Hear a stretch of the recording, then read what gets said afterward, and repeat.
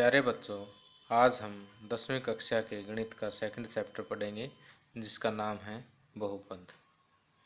बहुपद और उसके घातों के बारे में हम 9वीं कक्षा में भी पढ़ चुके हैं। आइए हम 9वीं कक्षा में बहुपदों के बारे में जो पढ़ा था उसको ब्रीफ में रिपीट करते हैं।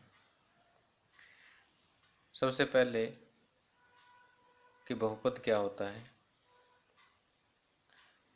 ऐसे बीजीय व्यंजक जिनमें चर की घात एक पूर्ण संख्या हो, ऐसे बीजीय व्यंजक बहुपद कहलाते हैं। और बहुपद की घात क्या होती है? जो चर की सबसे बड़ी घात होती है वही बहुपद की घात कहलाती है। आइए कुछ उदाहरणों के माध्यम से इसे फिर से समझते हैं। अब आपके सामने ये कुछ बहुपद लिखे हुए हैं। हम इनकी घातों पे विचार करते हैं कि सबसे पहले देखिए, ये x में एक बहुपद है और यहाँ x की घात 1 है, तो यहाँ इस बहुपद की घात 1 होगी। इसी तरह से वर्गमूल 3x - 7, इस बहुपद में भी चर x है और x की घात 1 है। तो जो चर की सबसे बड़ी घात है वही बहुपद की घात कहलाती है। तो इन दोनों बहुपदों में बहुपद की घात 1 होगी। इसी प्रकार यहाँ देखिए, इस बहुपद में चर y है और y की घात 2 है, तो इस बहुपद की घात 2 होगी।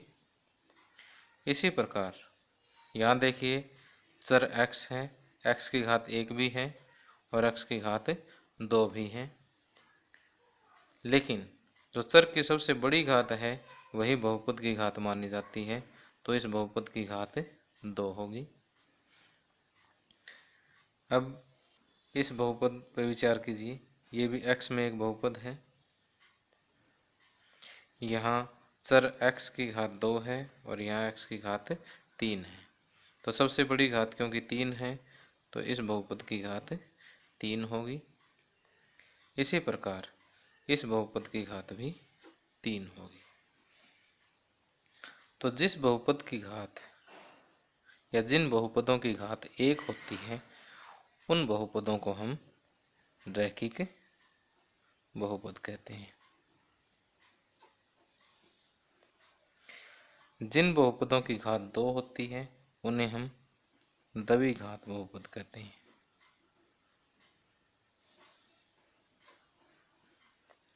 और जिन बहुपदों की घात 3 होती है उन्हें हम त्रिघात बहुपद कहेंगे। अब आगे आता है बहुपद का शून्यक।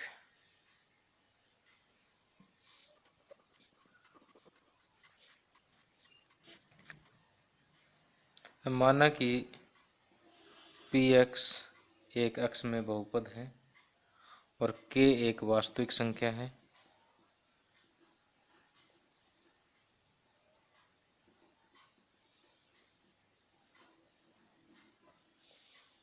तो यदि pk बराबर 0 हो तो k बहुपद px का एक शून्यक होगा।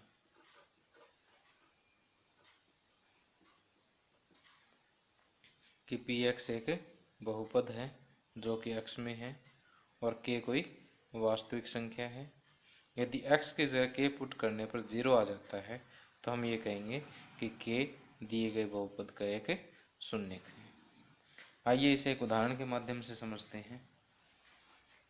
हम एक x में एक बहुपद लेते हैं, px = x² - 3x - 4।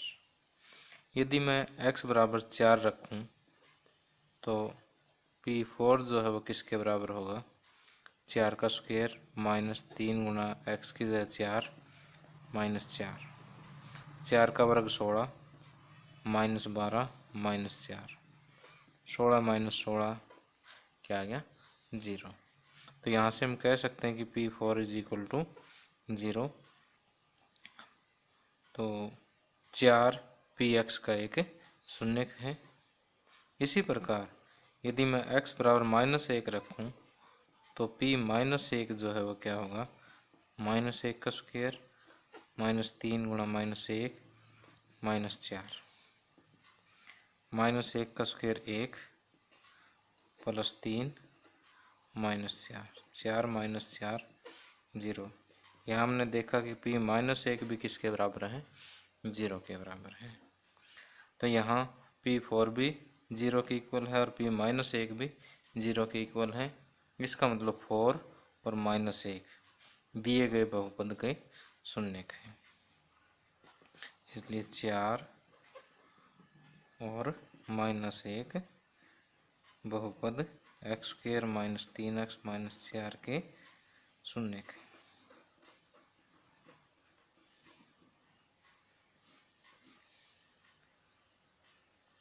अब रैखिक बहुपद के शून्यकों के बारे में बात करते हैं।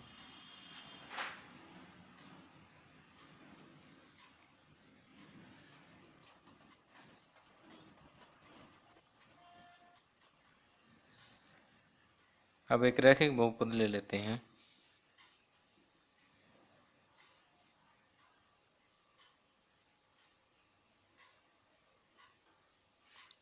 Px is equal to 2x + 3।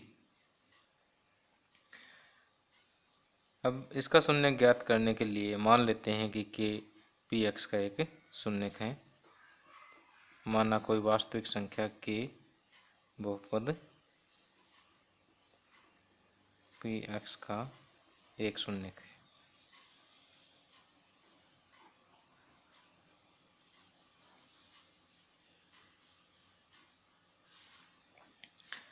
इसलिए Pk किसके बराबर होगा, 0 के इक्वल, यानी 2x की जगह k रख दें तो ये किसके बराबर होगा, 0। तो यहाँ से k की वैल्यू -3/2 आएगी। तो -3/2 दिए गए रैखिक बहुपद का शून्यक है। अगर इसी रिजल्ट को मैं जनरलाइज करूँ, व्यापक रूप से अगर हम देखें तो Px मान लीजिए कि एक बहुपद है हमारे पास ax + b। तो ax + b का जो शून्यक है वो होगा -b/a।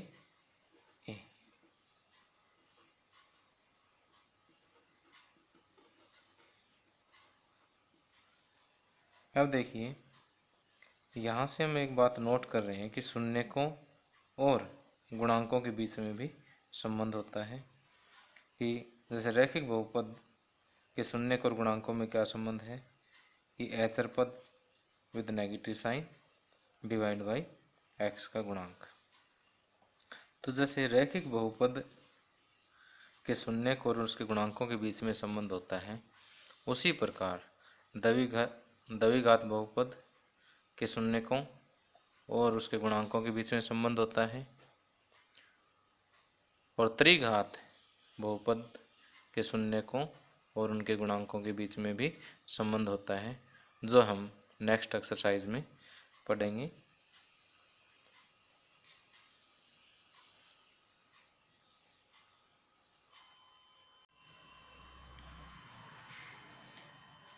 आइए अब बहुपदों के शून्यकों के ज्यामितीय अर्थ के बारे में चर्चा करते हैं।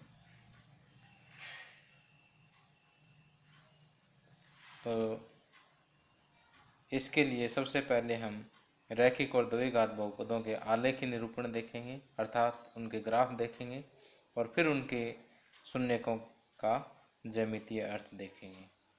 सबसे पहले हम रैखिक बहुपद का आलेखी निरूपण देखते हैं, अर्थात उसका ग्राफ देखते हैं कि किस प्रकार का होता है। तो हम यही सेम उदाहरण उठा लेते हैं कि हमारे पास एक बहुपद है 2x + 3। इसके शून्यकों का ज्यामितीय अर्थ देखने के लिए हम y बराबर 2x + 3 का एक ग्राफ ड्रा करेंगे, जैसा कि हम 9वीं कक्षा में करते आए हैं। मैं रिपीट कर देता हूँ आपके लिए कि ग्राफ ड्रा करने के लिए हम एक सारणी बनाएंगे, एक टेबल बनाएंगे। इसमें x की वैल्यू रखते जाएंगे, y की वैल्यू ऑटोमेटिक आती रहेगी। x की वैल्यू मान लीजिए मैंने -2 रखी, तो -2 दूनी -4 + 3 -1। और यदि x बराबर मैं 1 रखूं तो 1 दूनी 2 + 3 5, y बराबर 5 आ जाएगा। तो इस टेबल के आधार पर हमें एक ग्राफ ड्रा करना है। तो मैंने समय बचाने के लिए ग्राफ पहले से ही ड्रॉ करके रखा है। यहाँ देखिए एक बिंदु -2 -1 है, यानी x बराबर -2 और y बराबर -1 ये बिंदु है। और दूसरा 1 5, x बराबर 1 और y बराबर 5, इन दोनों की सीध में ये बिंदु आ जाता है 1 5। तो 1 5 और -2 -1 को अगर हम ज्वाइन करेंगे तो इस तरह से ये एक हमें y बराबर 2x + 3 का ग्राफ प्राप्त हो जाएगा।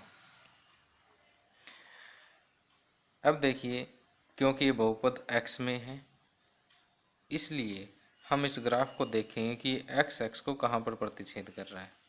ये एक्स एक्स को देखिए -1 और -2 के बीच में इस बिंदु पर प्रतिच्छेद कर रहा है, और इस बिंदु के निर्देशांक -3/2 और 0 है। अब इस बिंदु के निर्देशांक कितने हैं? -3/2 और 0। अब अगर हम यहाँ से देखें कि इस बहुपद का शून्य क्या था? -3/2। और यहाँ पर जहाँ ग्राफ x एक्सिस को प्रतिच्छेद करता है उस बिंदु का x निर्देशांक भी क्या है? -3/2। तो यहाँ कहने का अर्थ है कि जहाँ px का ग्राफ x एक्सिस को जिस बिंदु पर प्रतिच्छेद करता है उसका x निर्देशांक ही px का शून्य होगा। तो अतः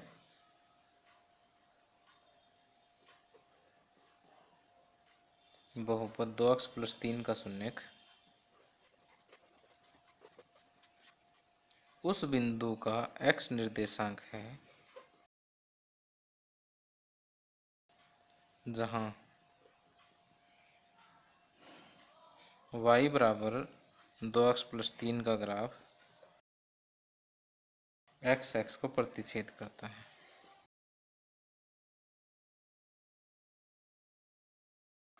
यदि हम इस परिणाम को व्यापक रूप से देखें, मान लीजिए हमारे पास एक रैखिक बहुपद ax + b है जो कि x में है। तो इस बहुपद का शून्यक क्या होगा? यदि हम इस y = ax + b का ग्राफ ड्रा करें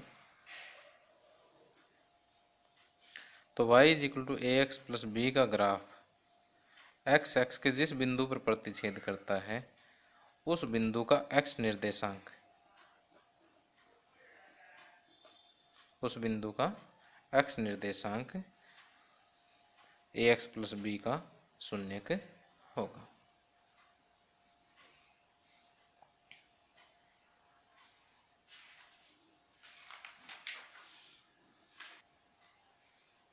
अब रैखिक बहुपद के बाद हम द्विघात बहुपदों के ज्यामितीय अर्थ की चर्चा करते हैं। अब मान लीजिए कि हमारे पास एक द्विघात बहुपद है px =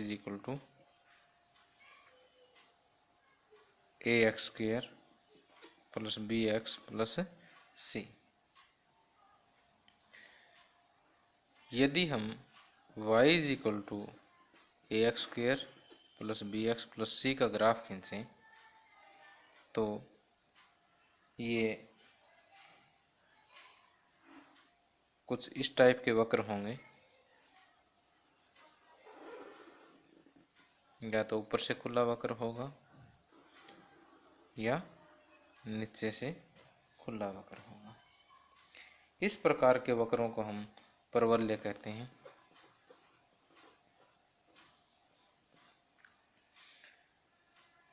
अब हमें द्विघात बहुपदों का ग्राफ किस प्रकार खींचना है वो हमारे सिलेबस से अभी बाहर है। तो फिलहाल हमें इस चैप्टर में हमें ये पता होना चाहिए कि द्विघात बहुपद के लिए जो हम ग्राफ खींचते हैं उसकी शेप, उसका आकार किस टाइप का होगा। आपको ग्राफ किस तरह से खींचना है इस विषय में कोई जानकारी प्राप्त करने की आवश्यकता नहीं है, सिर्फ आपको उनकी शेप्स की जानकारी होनी जरूरी है। अभी देखिए, हमने थोड़ी देर पहले एक द्विघात बहुपद px = x² - 3x - 4 के शून्यकों के बारे में चर्चा की थी। इस बहुपद के शून्यक हमने ज्ञात किए थे कि 4 और -1 होते हैं। यदि इस बहुपद का हम ग्राफ खींचें तो वो ग्राफ कुछ इस टाइप का होगा।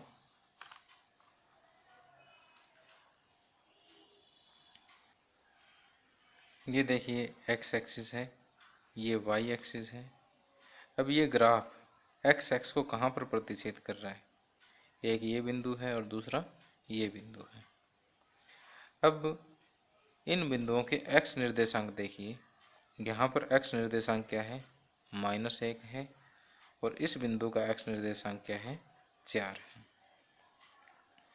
तो हमने यहाँ शून्यकों पर जब चर्चा की थी, इस बहुपद के शून्यक क्या थे, 4 और -1। वही क्या है, इन बिंदुओं के x निर्देशांक है 4 और -1। इसलिए किसी द्विघात बहुपद के शून्यक, यदि कोई द्विघात बहुपद x में है तो उसके शून्यक उन बिंदुओं के x निर्देशांक होंगे जहां पर बहुपद का ग्राफ x एक्स को प्रतिच्छेद करता है।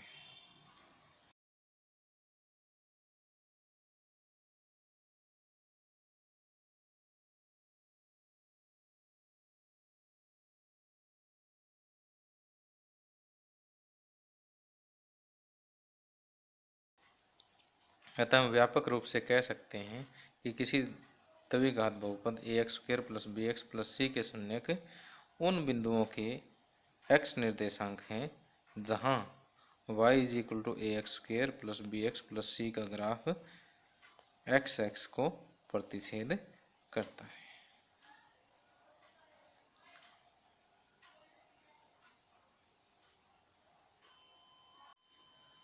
अब यदि हम y = ax² + bx + c के ग्राफों के आकारों का अध्ययन करें तो 3 स्थितियां संभावित हैं।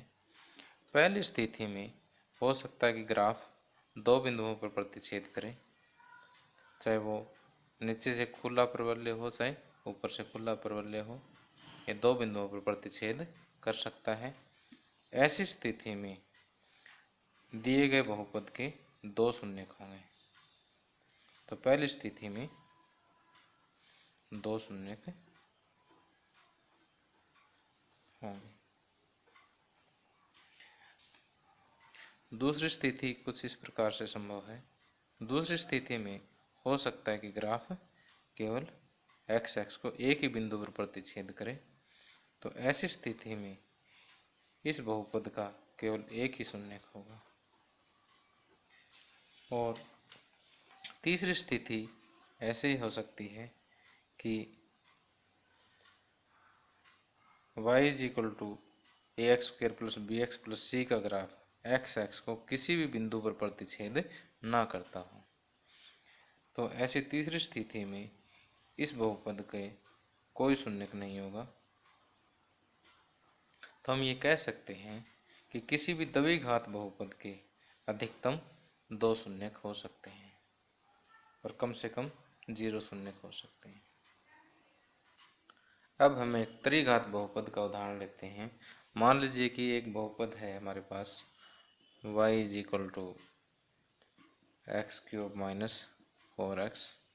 यदि इसके ग्राफ हम देखें तो कुछ इस शेप का होगा, जो x एक्सिस को 3 बिंदुओं पर प्रतिच्छेद कर रहा है। अगर ये 3 बिंदुओं पर प्रतिच्छेद करता है तो इन तीनों बिंदुओं के x निर्देशांक जो है वो दिए गए बहुपद के शून्यक होंगे। यहाँ देखिए, पहला जो बिंदु है इसका x निर्देशांक -2 है, यहाँ इसका x निर्देशांक 0 है, इस बिंदु का x निर्देशांक 2 है, तो -2, 0 और 2 दिए गए त्रिघात बहुपद के शून्यक होंगे। इसी प्रकार यदि हम एक अन्य त्रिघात बहुपद एक्स क्यूब का ग्राफ खींचें तो वो एक्स एक्स को एक बिंदु पर प्रतिच्छेद करता है। इसका अर्थ है कि इस त्रिघात बहुपद का केवल एक ही शून्यक होगा, जबकि एक अन्य त्रिघात बहुपद का अगर हम ग्राफ खींचें तो यह 2 बिंदुओं पर प्रतिच्छेद करता है। तो इस त्रिघात बहुपद के 2 शून्यक होंगे। तो जो अब तक हमने विचार किया उससे हम एक निष्कर्ष पर निकलते हैं कि किसी त्रिघात बहुपद के अधिकतम 3 शून्यक हो सकते हैं।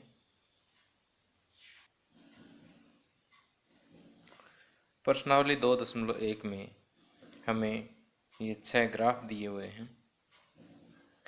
इन ग्राफ के आधार पर हमें देखकर बताना है कि प्रत्येक स्थिति में शून्यकों की संख्या क्या है। यहाँ देखिए कि ग्राफ एक्स एक्स को किसी भी बिंदु पर प्रतिच्छेद नहीं करता, इसलिए यहाँ शून्यकों की संख्या 0 है। दूसरी स्थिति में क्योंकि ग्राफ एक्स एक्स को केवल एक बिंदु पर प्रतिच्छेद करता है, इसलिए शून्यकों की संख्या 1 है। तीसरी स्थिति में ग्राफ एक्स एक्स को 3 बिंदुओं पर प्रतिच्छेद करता है, इसलिए शून्यकों की संख्या 3 है। चौथी स्थिति में ग्राफ एक्स एक्स को 2 बिंदुओं पर प्रतिच्छेद करता है, इसलिए शून्यकों की संख्या 2 है।